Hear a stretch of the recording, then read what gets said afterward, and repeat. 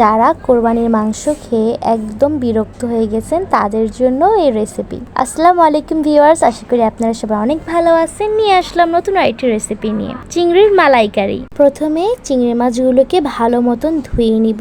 এরপর এটার মধ্যে পরিমাণ মতো লবণ, পরিমাণ মতন হলুদ আর একটা লেবু চিপে দিব। দেন ভালো মতন মিক্স করে নিব। চিংড়ি মাছগুলা ভালো মতন ম্যারিনেট করার পর এটাকে আমরা বারবিকিউ স্টিকের মধ্যে ভরে নিব। এই স্টিকগুলো আপনারা যে কোনো শপে পেয়ে যাবেন। এরপর একটি প্যানে পরিমাণ মতন তেল নিয়ে এটাকে ভালো মতন গরম করে চিংড়ি মাছগুলো আমরা গরম তেলের মধ্যে ছেড়ে দিব। তারপর ভালো মতন আমরা ভেজে নিব। চিংড়ি মাছগুলোকে ভালো মতন ভাজতে হবে যেন একদম লাল কালারটা চলে আসে। আর আপনারা চাইলে এটার মধ্যে এই স্টিকগুলা ব্যবহার নাও করতে পারেন। আমরা ব্যবহার করছি যেন চিংড়ি মাছগুলা দেখতে একটু সুন্দর লাগে বা চিংড়ি মাছগুলা যেন ভাজ না পড়ে যায়, এই জন্য। ভাজা শেষে চিংড়ি মাছগুলোকে আমরা প্লেটে তুলে নিব। আমাদের বাসায় সবাই চিংড়ি মাছের পা খেতে খুব পছন্দ করে, একদম মুচমুচে স্বাদ থাকে।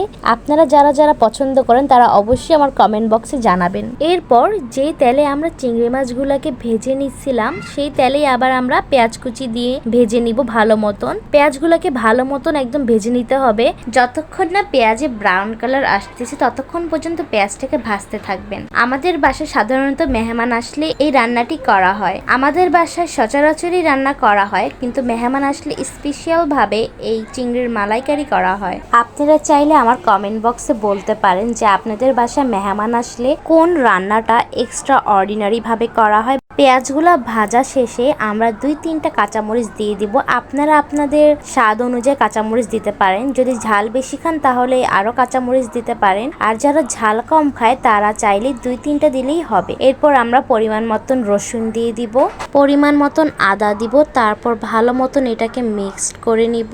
তারপর এখানে পরিমাণ মতন হলুদ, পরিমাণ মতন মরিচ দিয়ে ভালো মতন এটাকে কষিয়ে নিব। 2-3 মিনিট ভালো মতন এটাকে কষিয়ে নিব। এরপর আমাদের ভেজে রাখা চিংড়ি মাছগুলোর ভিতরে যে কাঠিগুলা দিছিলাম সেগুলা বের করে নিব। এরপর চুলায় রাখা পেঁয়াজগুলাতে আমরা টমেটো কেটে দিব। একটা টমেটো এভাবে কেটে আমরা দিয়ে দিব। তারপর ভালো মতন ভেজে নিব। এরপর এটাতে আমরা স্বাদ মতো লবণ দিব, স্বাদ মতো গরম মশলা দিব। তারপর এটাকে ভালো মতো নেড়ে চেড়ে 1 গ্লাস পরিমাণ পানি দিয়ে দিব। এরপর এটাকে কিছুক্ষণ আমরা হতে দিব ভালো মতো। 1/2 চামচ জিরা গুঁড়া দিয়ে দিব। তারপর এটাকে ভালো মতন কষিয়ে নিব যতক্ষণ না পানিটা একটু শুকিয়ে আসে। তারপর আমরা ভেজে রাখা চিংড়ি মাছগুলাকে দিয়ে দিব। দেখতেই পারতেছেন কত সুন্দর আর কত সুস্বাদু লাগতেছে আমাদের এই চিংড়ির মালাইকারি। আপনারা সবাই অবশ্যই এটি বাসায় ট্রাই করবেন। এরপর আমরা চিংড়ির মালাইকারিটা ভালো মতন পেঁয়াজ টমেটোর সাথে মিক্স করে নিব। আপনারা চাইলে এখানে পেঁয়াজের পরিমাণটা বেশিও দিতে পারেন বা কমও দিতে পারেন, এটা আপনাদের ব্যাপার। তারপর এটাকে আমরা ভালো মতন মিক্স করে নিব। মিনিমাম 5-6 মিনিট ভালো মতন এভাবে কষিয়ে নিব। এখানে আমরা ডানোর এই ক্রিমটি ব্যবহার করব। আপনারা চাইলে অন্য কোনো ক্রিমও ব্যবহার করতে পারেন। আমরা ডানোর এই ক্রিমটি মিনিমাম 2-3 চামচ দিব। তারপর পরিমাণ মতন চিনি দিব। এরপর এটাকে ভালো মতন আমরা মিক্স করে নিব।